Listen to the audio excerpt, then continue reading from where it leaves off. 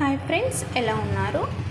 ఈరోజు సండే కదా అండి, చికెన్ ప్రిపేర్ చేశాను. ఈరోజు ఫ్రై లాగా చేద్దాం అనుకున్నానని అన్ఎక్స్పెక్టెడ్గా వాటర్ వేసాను ఎక్కువ.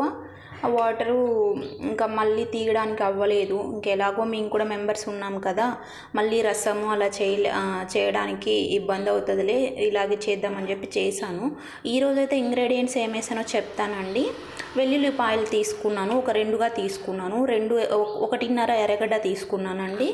తర్వాత దాల్చిన చెక్క, లవంగాలు, ప్లస్ ఇంకా అది బిర్యానీ ఆకు ఉంటుంది కదండి, బిర్యానీ ఆకు, ఇంకా కొంచెం ఇంకొకటి ఉంది ఇందులో చెక్కలోనే వెరైటీగా, అది కూడా వేసాను. మళ్ళీ కొత్తిమీర మిక్స్ చేశానండి. ఈరోజైతే టమోటా వేయలేదు, పచ్చిమిర్చి వేద్దాం అనుకున్నాను కానీ వేయలేదు. మళ్ళీ కార పౌడరు, ధనియా పౌడరు, పసుపు వేసాను. ఉప్పు తగినంత వేసి ఈ యొక్క చికెన్లో వేసి ఉడికించానండి.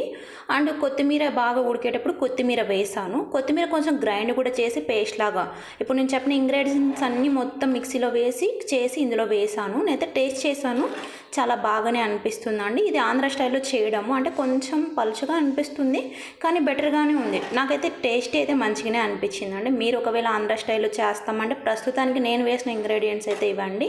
మీకు కన్నా నా వంటలు నచ్చుతుంటే రెసిపీస్, ఇంకా మరిన్ని ఇలాంటి వీడియోస్ కోసం నా వీడియోని లైక్ చేయండి, షేర్ చేయండి, సబ్స్క్రిప్షన్ చేసుకోండి.